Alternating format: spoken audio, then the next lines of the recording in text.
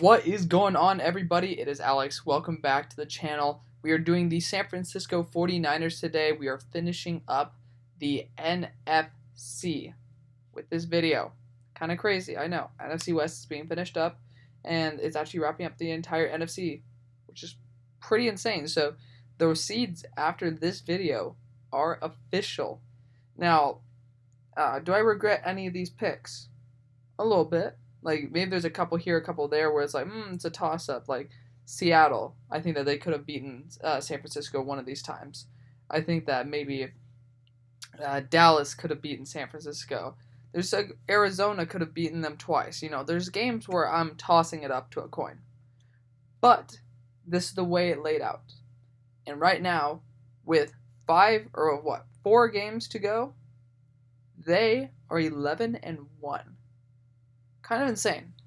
With the only thing in their way is the NFC East. I mean the AFC East. They're kind of cooking with Crisco here, guys. But still, let's look at the 49ers here.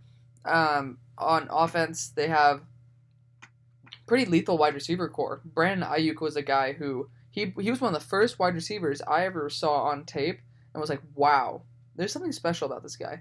Like I was like, oh, I need to put this guy in the first immediately. So he was an instant first for me, but I put him down a little bit just because there was some things in him that I didn't necessarily find first round talent wise, and that might have just been because he had a true freshman quarterback. So his wingspan is literally like 84 inches or something insane like that. That is just like, it's absolutely insane. He has about 7-foot wingspan, and that is amazing when you can reach out and have a much larger catch radius at that height at like 6 foot. That is just insane. So good job for them getting him in the draft. Deebo Samuel is a stud. I thought that he was one of the best wide receivers, if not the best, last year. Maybe not the best, but he was definitely like top 2, top 3 in my opinion. I liked him coming out of South Carolina, and he lit it up. Like they lost Emmanuel Sanders, but I mean, who really cares? They have George Kittle. They still have some other guys in that wide receiver core, like that Jordan Taylor guy, I think. He's pretty solid.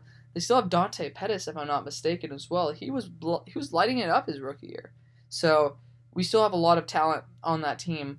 Jimmy Garoppolo is overhyped, but still needs a lot of respect. He's a great game manager. He can lead his team to victories. I think he's very similar to a Tom Brady early in his career, but he needs to take that step up to actually be a Tom Brady where he's clutch in those clutch moments. Super Bowl. You can't just blow a 10-point lead like that. But regardless, let's kick it off. Also, let's just talk about the defense first.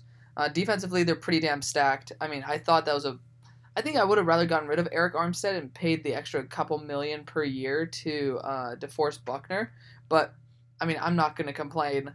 Eric Armstead's a pretty good stud, too. They brought Javon Kinlaw in, basically the younger, more raw version of DeForest Buckner in their first round, in their first pick, and I was like, I respect that 100%. I think that was an amazing pick. I predicted it for a long time. Great pick, guys. And then their linebackers, they have Fred Warner there, big blow up stud. They still need to get a couple pieces up there, but they're doing well. Secondary, Richard Sherman's having a resurgent career. They still have a couple pieces that are up in their secondary that are kind of iffy, but they're still working really well. I don't understand how, but they are.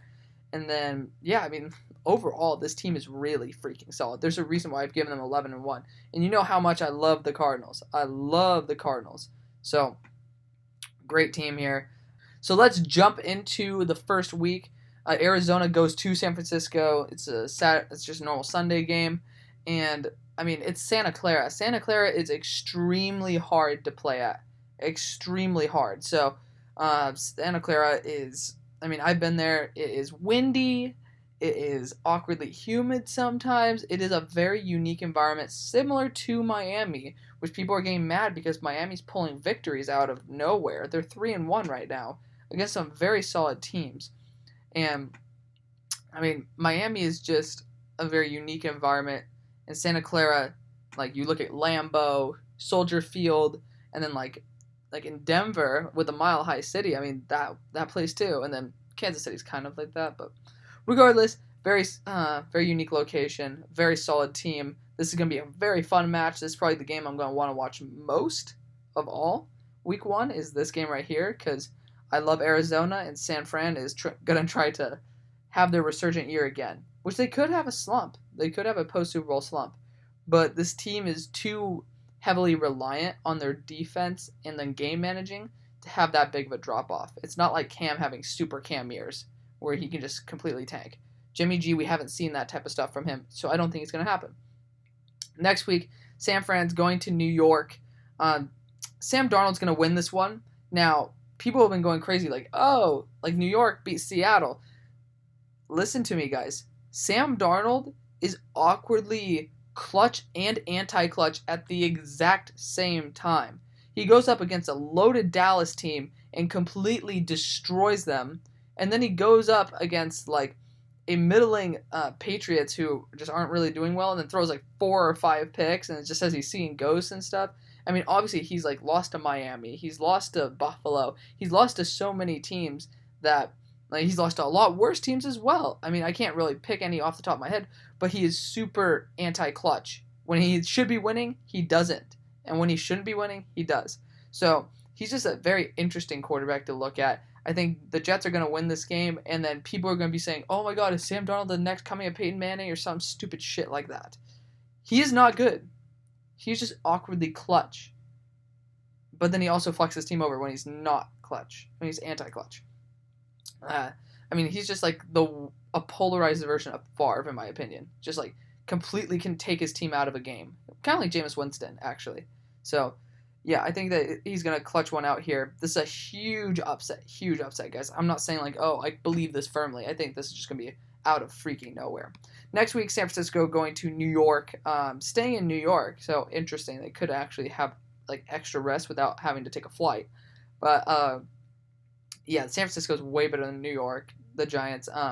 And I think that Danny Dimes is not as clutch. I think he's much more consistent, but not as clutch. And he also screws his team over with fumbles and shit. So there's no real reason for me to give New York also an upset. And plus, upsets are not supposed to happen week after week. I think San Francisco is an amazing team. They're 11-1. So this is just a fluke game, guys. Fluke game. So the next week, Philly, San Francisco. Carson Wentz is, I mean, now I firmly believe this. Like 100% believe this. Is that Carson Wentz is, I mean, like that Philly's going to lose because Carson Wentz doesn't have his offensive line. This was assuming full healthiness. I just thought San Francisco had a better defensive front and secondary and just overall game managing than Philadelphia did. So, regardless, going on, Miami's going to San Francisco. I'm not going to let Miami go balls to the wall and win every single damn game here, guys. San Francisco deserves this. Like, it's Santa Clara. It's not like they're in Miami. If they're in Miami, it'd be like a toss of the coin. It is so unique of an environment. So, we'll see what happens when I go for, were they at Denver? We'll see what happens. But regardless, let's continue. LA, there's no real need to explain this. LA is just garbage. Like, check out the Los Angeles Rams video that I just posted, and you'll totally understand why the hell I just absolutely hate the Rams. Going on to the next week, San Francisco is going to Foxborough with an extra week of rest. Clutch time. Jimmy G is going to be beaten by Bill Belichick. Very interesting game here. I don't have that much faith in New England anymore. I think it's a good excuse to end up going and getting Trevor Lawrence. But I think that with an extra week of prep and with the fact that the Patriots are going to have a horrible record, it is going to be game over for Bill Belichick. He's going to say, are you kidding me? Like, we need to actually have a statement game, and there's going to be a statement game right here. New England's going to come and be like this division, NFC East, is the upset division right now.